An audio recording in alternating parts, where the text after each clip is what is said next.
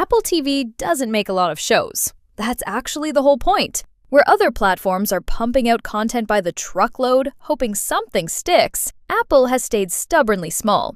And because of that, an enormous percentage of what they actually greenlight turns out to be genuinely exceptional. Today, we're doing all 15 of their best limited series in one sitting. And I promise you, the momentum on this list only goes up from here. There's a show about a Hawaiian warrior fighting to unify 4 warring kingdoms before Western colonization arrives to change everything forever. There's a show about a celebrated journalist whose composed public life unravels the moment a mysterious novel arrives in the mail, seeming to expose a secret from her past she thought was buried for good. And there's a show about a hospital in New Orleans, cut off from the outside world during Hurricane Katrina, where exhausted doctors were forced into decisions no one should ever have to make about who could be saved and who couldn't. 15 miniseries, every genre, every one of them worth clearing an entire weekend for. Ranked. Let's go. Number 15, Dope Thief. Ridley Scott doesn't really do television, except apparently when he does. And when he does, this is what you get.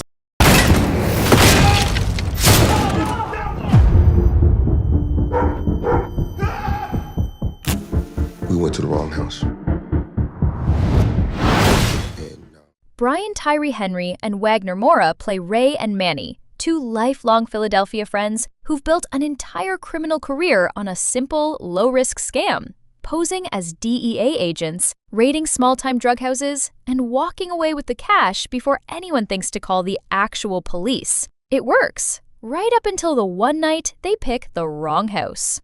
Peter Craig created this, with Scott producing the show and directing the pilot episode himself. And you can feel it in every frame, a raw, muscular energy that hits like a freight train. The show elevates it above a standard crime thriller by how completely committed it is to consequence. Every choice these two make in the first episode compounds badly for the rest of the season, and the show never lets them off easy. Henry has called this the most demanding role of his career, and it shows. Every scene between him and Moura carries the weight of 20 years of history neither of them has to explain to the other. Beautifully shot, genuinely tense, and one of the most purely entertaining crime dramas Apple has made. Number 14, Smoke. Remember this creative team, because this one's got a connection to something much higher on this list. Just stay with us. Fire isn't just an element. Fire is an organism. Fire watches. An arson investigator and a police detective get forced into the same case. 2 serial arsonists, operating independently, both active at the same time in the same stretch of the Pacific Northwest. Dave doesn't trust cops. Michelle doesn't trust arson guys. Neither of them is fully honest about what they're actually hiding. Taron Egerton plays Dave, and Jurnee Smollett plays Michelle. And for 4 episodes, this plays like a very good, very moody two-hander about mismatched partners circling a mystery. Then episode 5 happens. I'm not going to tell you what it is. I'll tell you that the entire show recalibrates around it, and that the back half moves with a different, meaner energy than the first half prepared you for. Here's the connection. This was created by Dennis Lehane, and Egerton is the lead. The same combination behind the #1 show on this entire list. If you love where this one is going, you already know where to go next once you finish it. Slow burning, genuinely creepy, and confident enough to let its mystery breathe. Number 13, Presumed Innocent. Jake Gyllenhaal just stepped into a role Harrison Ford originated on the big screen 30 years ago, and made you forget that comparison within the first 20 minutes. Were you and Carolina romantically involved?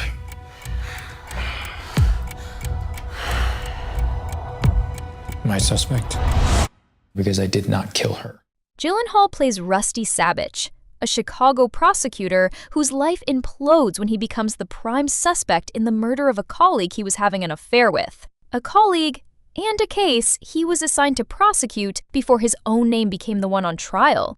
David E. Kelley developed this 8-episode adaptation of Scott Turow's novel, and the expanded runtime does something the original 1990 film never had room for.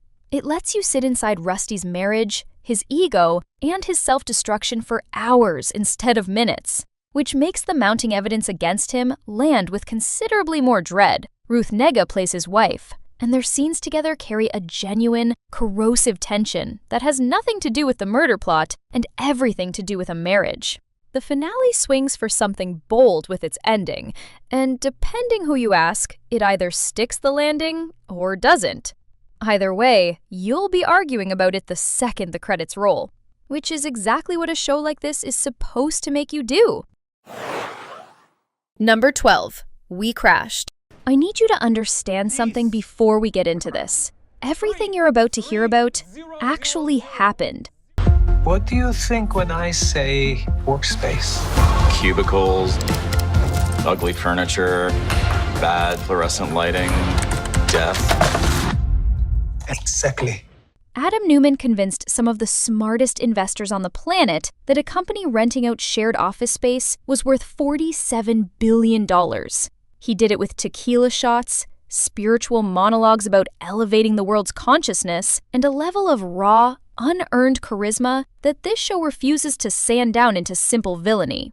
Because the real Adam Neumann wasn't simple, and neither is Jared Leto's performance here. Anne Hathaway plays his wife Rebekah, a woman who genuinely believed in the mission even as the math stopped making any sense at all, and their marriage becomes the show's real engine. Two people convincing each other and an entire industry that belief alone was collateral. What makes We Crashed land as more than a punchline about a failed startup is its patience with the seduction of it all. You watch investors hand over billions, and you understand, uncomfortably, exactly why they did it. That's harder to pull off than mockery. This show pulls it off. Number 11. The Last Days of Ptolemy Gray. Samuel L. Jackson has never done anything like this in his entire career. And if that sentence doesn't stop you, nothing will. Hey! Go on! What you doing, Bob? So you want me to take you to that special doctor? One that might can help you remember things.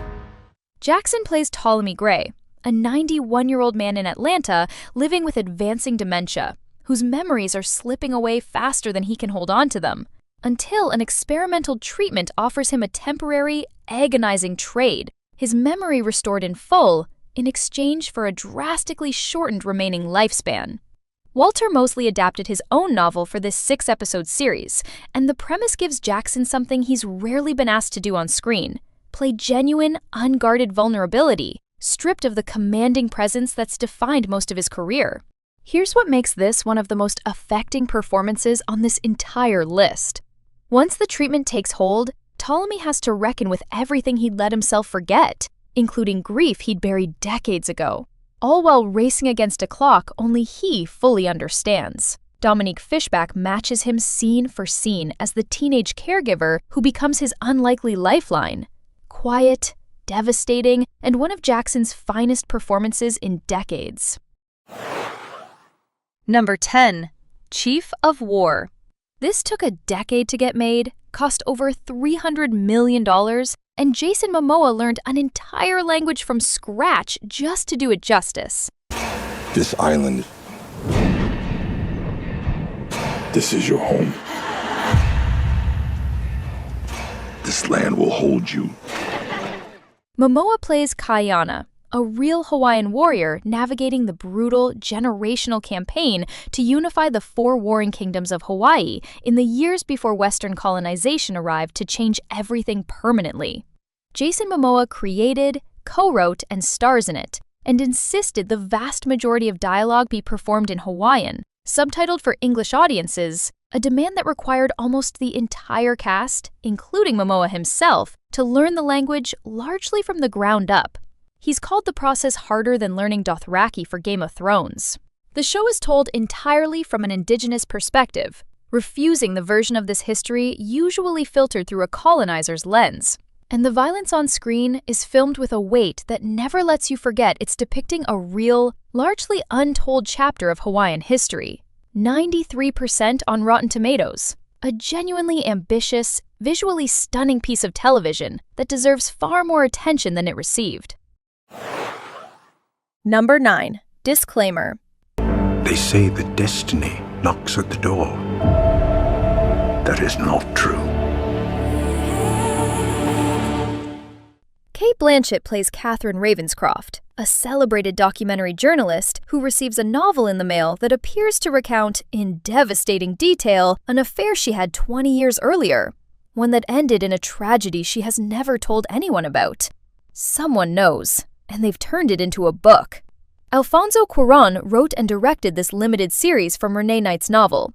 7 episodes, one complete and self-contained story. And what he builds is a masterclass in unreliable narration. The story of what actually happened, told and retold from different perspectives, each version recontextualizing what came before, until the audience's certainty about who is telling the truth becomes genuinely, deliberately unstable.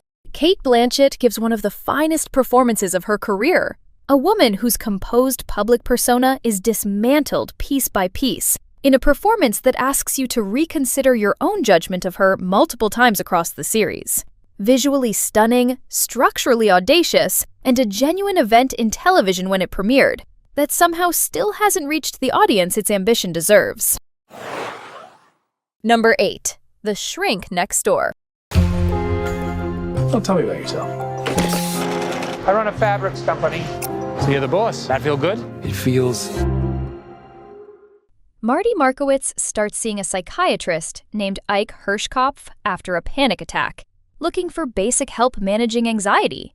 What he gets instead is a friend who inserts himself into every corner of Marty's existence, his business, his family relationships, eventually the actual deed to his own summer home, using the specific patient tools of therapy itself as the mechanism of control. This is based on a true story, first uncovered in Joe Nocera's reporting and the Wondery podcast of the same name. And the real timeline is, if anything, more disturbing than the dramatization. Will Ferrell plays Marty with a soft, trusting decency that makes every small concession feel completely reasonable in the moment, which is exactly how this kind of manipulation actually works. Nothing ever looks like the crisis it's building toward until you're already trapped inside it. Paul Rudd, cast dramatically against his usual likability, plays Ike with a warm, reasonable-sounding menace that never once tips into cartoon villainy. That restraint is what makes him genuinely unsettling. A genuinely bizarre true story about the specific, slow-motion horror of losing your entire life to someone who was supposed to be helping you. Number 7. Manhunt. Everyone knows how Lincoln's assassination ends. Almost nobody knows what actually happened in the 12 days after. I was born with a chance to be somebody. I'm gonna be the most famous man in the whole world. Tobias Menzies plays Edwin Stanton, Lincoln's Secretary of War, who launches one of the largest manhunts in American history to track down John Wilkes Booth after the assassination. A search complicated by a fractured, still bleeding post-Civil War country where loyalties were nowhere near as settled as the history books suggest. Based on James L. Swanson's book, this 7-episode series treats the aftermath of Lincoln's death not as a historical footnote, but as a genuine, tense manhunt thriller, following Booth's actual escape route while simultaneously reconstructing the political chaos threatening to unravel the fragile peace Lincoln had just secured.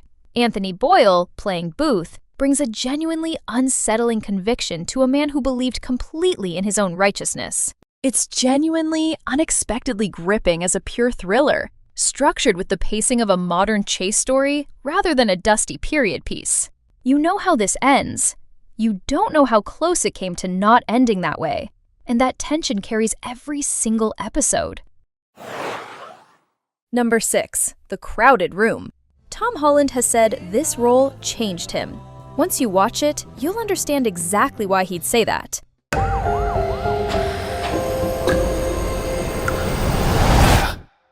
Couldn't be a coincidence, could it? Holland plays Danny Sullivan, arrested in connection with a 1979 shooting in New York, whose interrogation gradually unearths a psychological history far more complicated than anyone in the room initially understands.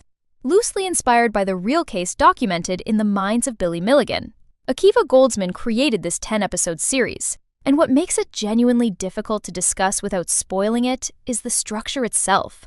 The show is deliberately, carefully building toward a specific psychological reveal, and everything before that reveal is constructed to make you question exactly what you think you understand about Danny.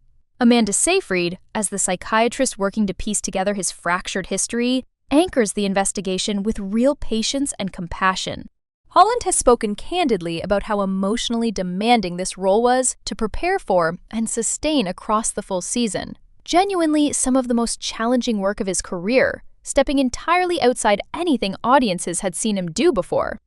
A demanding, deeply serious psychological drama that asks real patience of its audience and rewards it completely. Number 5. 5 Days at Memorial.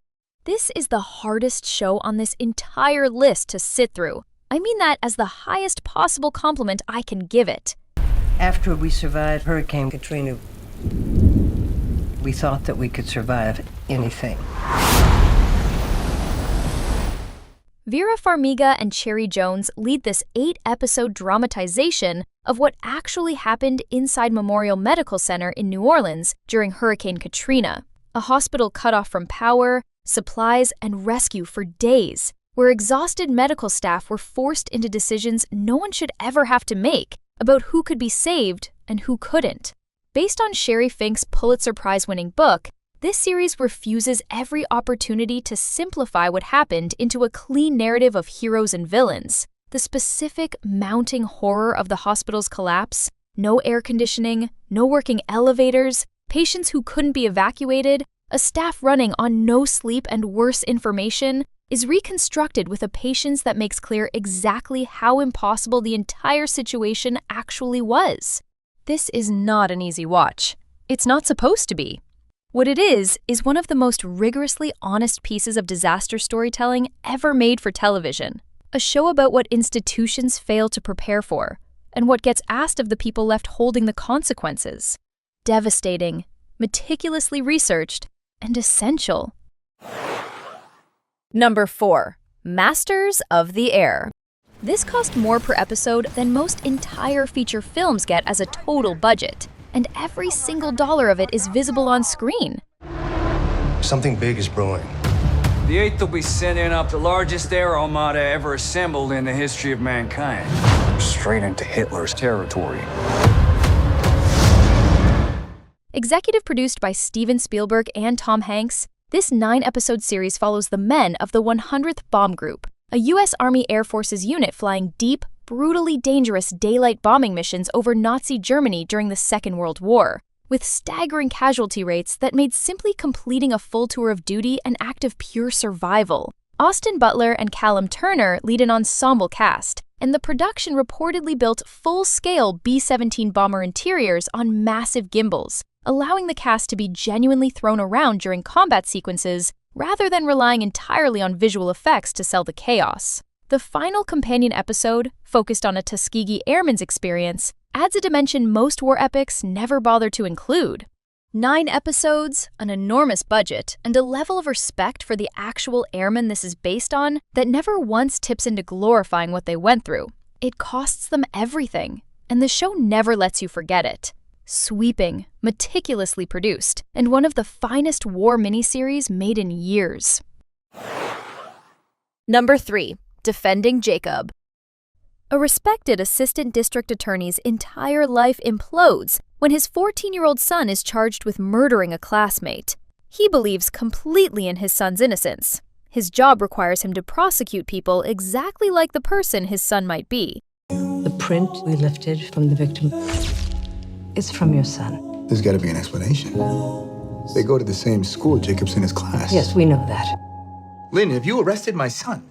Based on William Landay's novel, the show unfolds as both a courtroom drama and a slow, quiet horror story about parental denial, a father whose professional expertise in reading guilt becomes useless the moment the accused is his own child. Chris Evans plays Andy Barber against type, Anxious, defensive, increasingly willing to cut corners he'd never allow anyone else to cut, while Michelle Dockery plays his wife, watching her own certainty about her son erode in ways she can't bring herself to say out loud. What makes the show so unsettling is its refusal to give you a clean answer until the very end. And even then, the ambiguity it leaves behind is the point, not a failure of the storytelling. That for sure.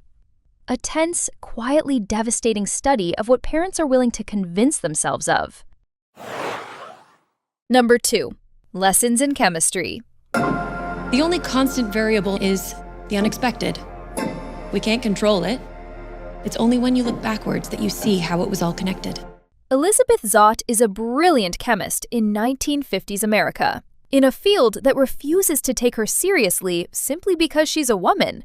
But after tragedy upends her career entirely, she ends up hosting a daytime cooking show and uses it, quietly and completely deliberately, to teach an entire audience of housewives real chemistry. Based on Bonnie Garmus's best-selling novel, the 8-episode adaptation gives Brie Larson the best role of her career. Elizabeth is furious, brilliant, and almost pathologically incapable of softening herself to make other people comfortable, which is exactly why the world keeps trying to shrink her. What makes Lessons in Chemistry extraordinary is its refusal to be a simple feel-good period piece. The show sits directly with the specific, grinding humiliation of being brilliant and constantly underestimated. Every small, casual dismissal from male colleagues rendered with genuine weight, rather than played as easy period drama villainy. The cooking show itself becomes one of television's most quietly radical images. A woman standing in front of a live audience, refusing to perform likability, insisting that the housewives watching her are capable of understanding real science, and watching them rise to meet that respect. Funny, furious, and deeply moving by the end, this is one of the best shows to come out in recent years, and somehow still one of the most overlooked. Number 1. Blackbird. Let me start here because this is, without a doubt, the best miniseries Apple TV has ever produced. And remember when I told you to hold on to a few entries ago? This is where it pays off. We would like you to transfer to another prison and befriend someone to elicit a confession. Taron Egerton plays James Keene, a convicted drug dealer offered early release on one condition: get himself transferred into the same low-security psychiatric facility housing Larry Hall, a suspected serial killer accused of killing many innocent girls, and extract a confession that could finally give the families of his victims some kind of closure. Dennis Lehane created this 6-episode series, based on a true story. The same Lehane, and the same Egerton, who would go on to reunite years later for Smoke, the show we talked about back at number 14. Two very different shows, one recurring creative partnership, and this is the one where it all came together first, and best. Paul Walter Hauser, playing Larry Hall, delivers one of the most quietly disturbing performances in recent television. Soft-spoken, pitiable, and horrifying, often in the exact same sentence. And this was Ray Liotta's final screen performance before his death, playing Keene's father, with the show carrying a dedication to his memory that gives every one of his scenes an additional, unplanned emotional weight. The tension of Keene's mission, extracting a confession from a man who could turn on him at any moment, inside a facility with almost no real protection, is sustained with genuine, sweat-inducing precision across all 6 episodes. This is the best show on this entire list. Tense, meticulously constructed, and one of the most purely gripping limited series ever made. That's the end of today's list. 15 miniseries, and I promise you, every single one earns its spot. Now I want to hear from you. Which of these have you already watched, and which one are you starting tonight? And out of everything on this list, which show do you think deserves way more recognition than it's actually gotten? Also, how did you like this video? Your feedback genuinely helps me make better recommendations and create videos you'll enjoy even more. And if you enjoy the video, do like and subscribe to our channel. Thank you for watching, and I will see you in the next video.